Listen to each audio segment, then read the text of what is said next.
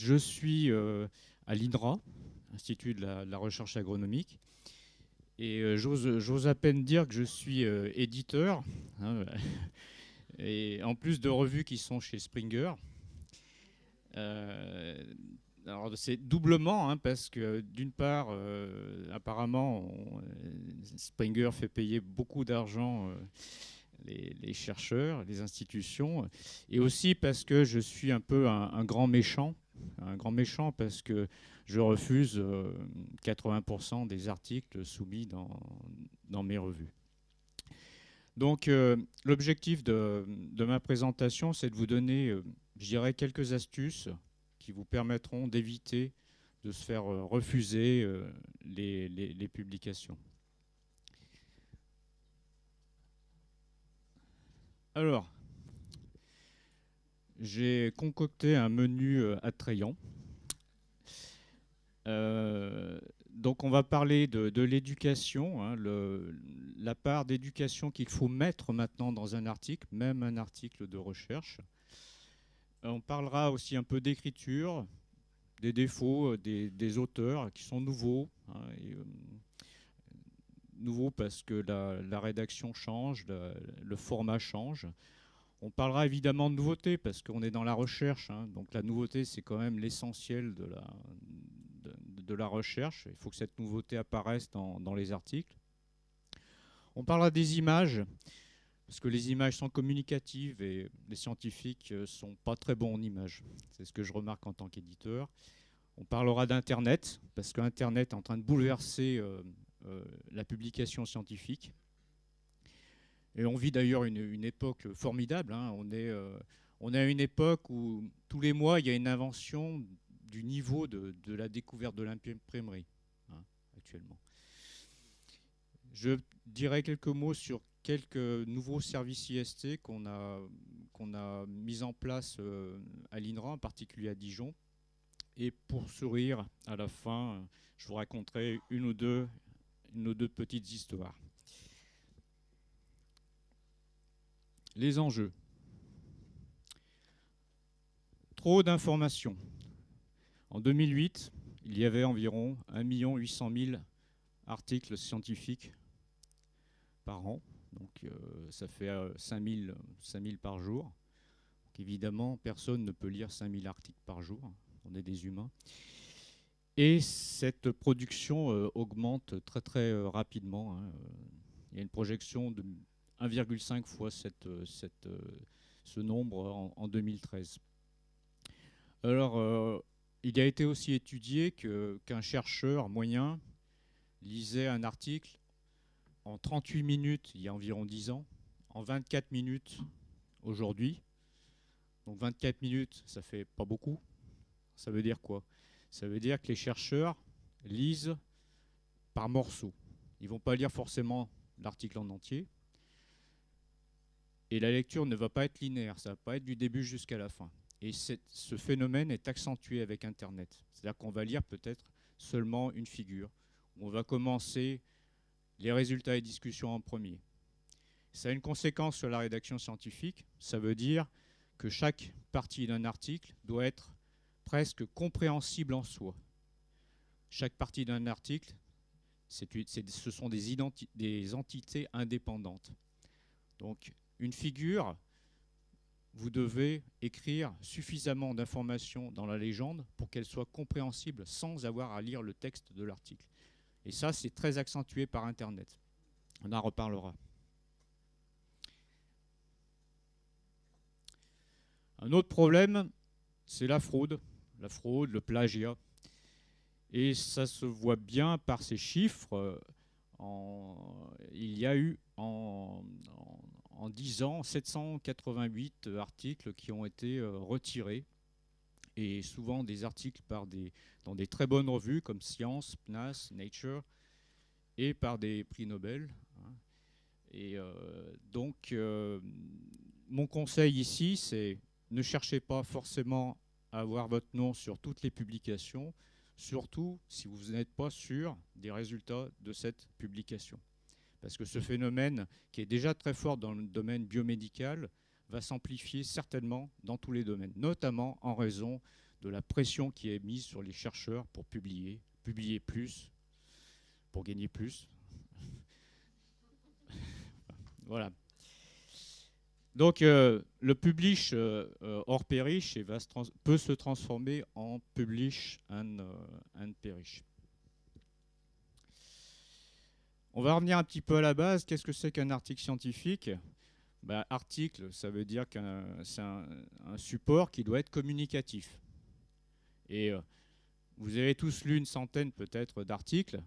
Vous avouerez bien avec moi qu'il y en a bien la moitié qui sont indigestes. Donc il y a vraiment des progrès à faire, même dans les articles publiés. Donc il faut être communicatif. Et ça, surtout en période de surabondance d'informations. Scientifique, quelque part, ça veut dire qu'il y a un progrès par rapport aux connaissances actuelles. Donc il doit être nouveau. Alors, vous faites certainement tous de la bonne recherche. Par contre, souvent, vous l'expliquez mal. Donc c'est souvent l'explication de la nouveauté qui manque dans les articles. On en parlera. Un auteur, un chercheur, il écrit souvent pour lui-même. Il est content. Ah, ce que j'écris, c'est super bien. Voilà. Seulement, un chercheur, sa principale caractéristique, c'est d'être une taupe, hein, qui a du mal à voir le monde extérieur, a mal à communiquer. Donc il faut vraiment faire un effort pour que votre article soit compréhensible par une audience assez large. Et c'est pour ça qu'il faut faire de l'éducation. Donc un article doit être accessible évidemment aux spécialistes, à vous-même, à vos collègues de laboratoire, mais aussi, et ça c'est très important, aux étudiants hors domaine. Hein, si vous êtes en géologie, il faut que votre article soit lisible par un étudiant en agronomie ou même en médecine. Parce que maintenant, les découvertes vont se faire aux interfaces. Se font déjà aux interfaces. Un article, une partie d'un article doit être accessible aux médias, aux journalistes, aux politiques, aux professionnels. C'est important. Si vous ne mettez pas d'éducation dans votre article, vous n'aurez pas de lecteur, pas de citation. Et vous savez maintenant qu'on juge les articles avec le nombre de citations. Un autre phénomène, c'est qu'on cherche des articles avec Google, Google Scholar, et Google change l'audience. Avant, l'audience était limitée à une certaine discipline à cause des bibliothèques. Maintenant, quand on tape 3 mots dans Google, on obtient tous les articles de toutes les sciences. Donc, votre recherche, elle va être peut-être très importante pour un médecin, pour un astrophysicien, pour un psychologue. Donc, il faut mettre plus d'éducation dans l'article. Et ça, c'est le conseil d'Albert Einstein. Si vous ne pouvez pas expliquer un phénomène de manière simple, c'est que vous ne le comprenez pas. Bon, c'est peut-être un peu tranchant, mais ça veut dire ce que ça veut dire. Et moi, je vois souvent en tant qu'éditeur des auteurs qui ont tendance à rendre un peu la science secrète. Hein, ils utilisent des expressions, des mots un peu compliqués, exprès, hein, pour faire scientifique. Ça, c'est pas bon. Évitez ça. Évitez les abréviations. Alors ça, c'est la nouvelle maladie, hein, les abréviations. Chacun invente son abréviation. Le problème, c'est que quand vous inventez une abréviation à la page 1 et que le lecteur il commence à lire à la page 5, et il ne va pas passer 5 minutes à chercher la signification de l'abréviation. Bon, sauf si c'est une abréviation commune, hein, comme ADN. Voilà. Quelques mots sur l'écriture. Utiliser la diversité. Alors un chercheur, en général, il se focalise sur l'article original, l'article des premiers résultats, après une expérience, et puis après, il refait une autre expérience, etc. Et il faudrait essayer, avec une expérience, de faire plusieurs articles. Faites un article de synthèse dans votre domaine.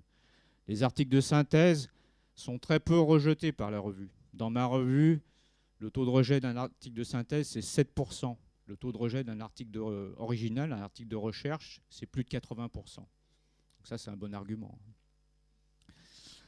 Faites des méta-analyses. Bon, je ne vais pas expliquer ce que c'est qu'une méta-analyse, mais c'est une nouvelle forme de publication qui n'a pas besoin de faire d'expérience. Il suffit de chercher dans la littérature. Faites des essais, faites de la vulgarisation, faites des documents éducatifs vers le public. Ça, c'est intéressant non seulement pour communiquer avec plus de gens, plus grande audience, mais c'est intéressant pour améliorer votre écriture. Parce que quand vous savez parler à beaucoup de gens, vous améliorerez votre écriture pour vos articles de recherche très spécialisés. Voilà. Et pensez aussi aux nouveaux moyens de communication, SlideShare, les wikis, les blogs, Facebook, LinkedIn, etc. Ce sont des moyens émergents. Et vu le nombre de personnes qui sont abonnées, par exemple, à Facebook, forcément, il va y avoir un impact sur la publication et sa visibilité.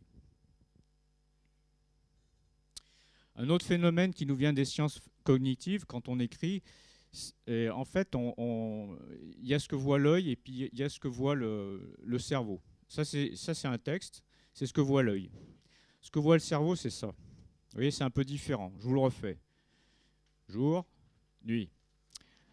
Le cerveau, il ne voit pas exactement la même chose que l'œil, parce que le cerveau, c'est un feignant. Quand il y a du blanc, il se repose. Il se repose dans le blanc. Et puis, donc le titre, comme il y a peu de mots, il va lire tous les mots les uns après les autres. Donc, il va enregistrer tous les mots du titre. C'est pour ça que le titre est important. Quand il commence un paragraphe, les premiers mots, il les lit doucement. Puis au bout d'un moment, ça le fatigue. Alors, il accélère. Il saute les mots. Et puis à la fin, comme il y a du blanc, il va pouvoir se reposer, il ralentit. Donc la dernière phrase, il a tendance aussi à enregistrer tous les mots. Ça veut dire qu'il y a certaines phrases dans un article qui sont plus importantes que d'autres. Il faut faire attention à ce que vous mettez dans les titres, dans les premières phrases et dans les dernières phrases. Alors voici les principales erreurs que je vois et qui mènent au rejet des publications. La première, alors de loin, c'est les instructions qui ne sont pas appliquées. Et je sais que c'est rébarbatif. J'écris en